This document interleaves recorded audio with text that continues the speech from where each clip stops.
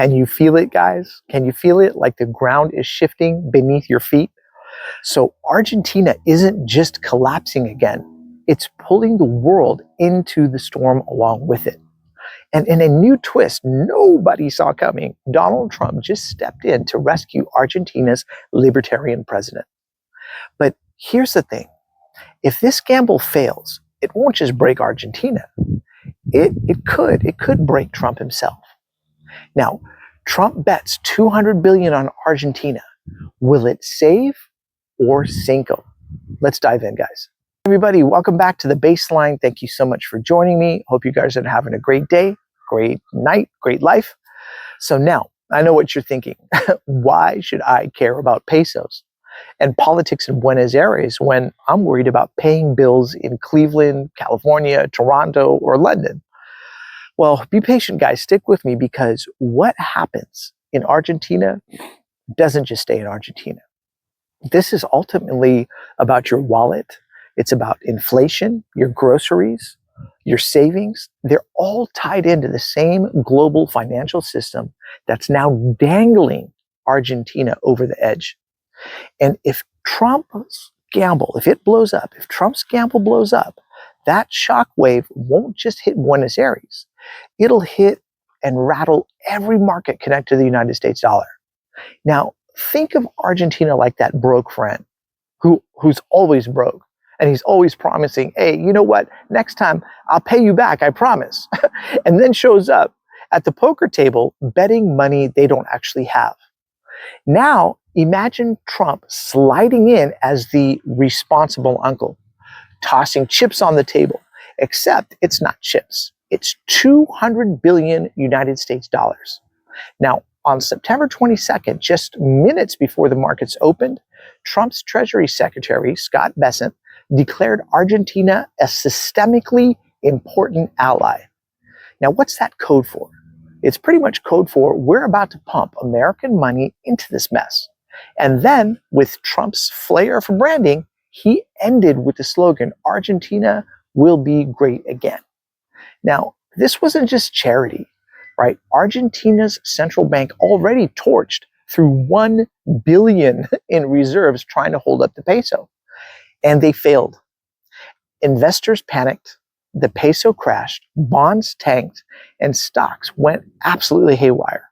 Meanwhile, President Javier Milei, the coalition collapsed at his home.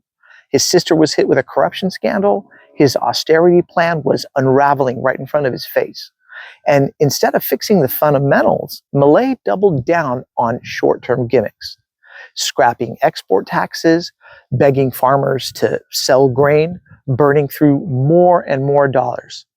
It was desperation dressed up as strategy. So it was a real issue for him over there.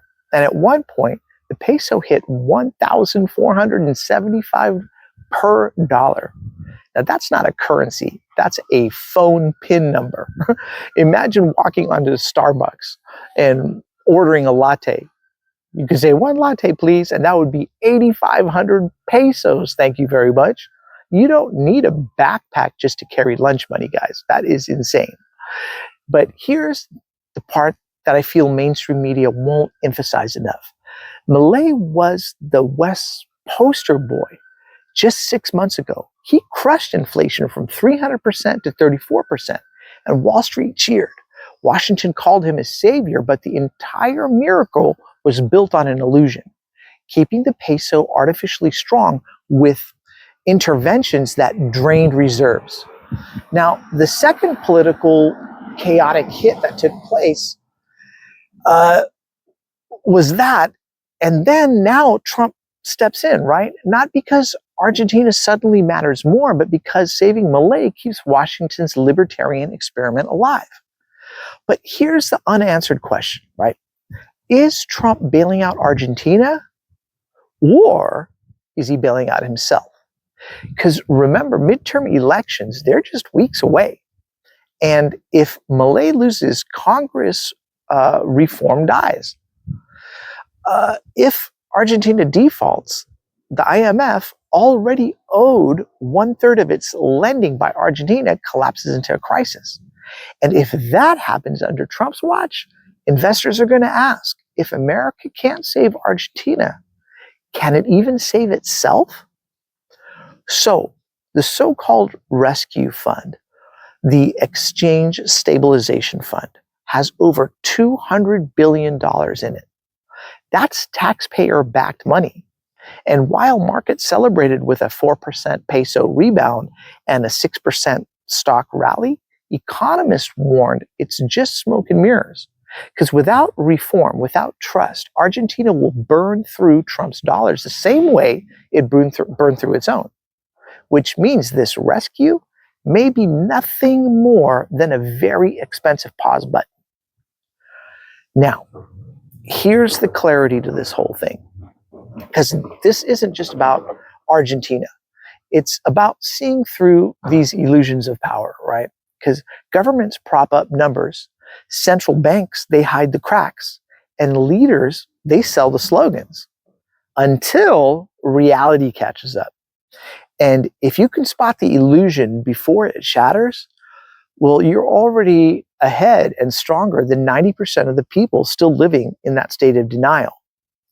So the question isn't just whether Trump can save Argentina. The real question is, when America faces its own peso moment, and trust me, guys, it's coming, who's going to bail us out? Stick around, guys, because the next episode, we're going to connect the dots, connect Argentina's crisis directly to the cracks forming in the United States' own dollar system. All right, guys, you guys think I have this all right? Do I have it all wrong? Put a comment in the section below. I read and reply to all the comments. Your opinion's really important to me. And we'll look forward to catching you on the next round of the baseline. All right, guys, thanks for watching. Cheers.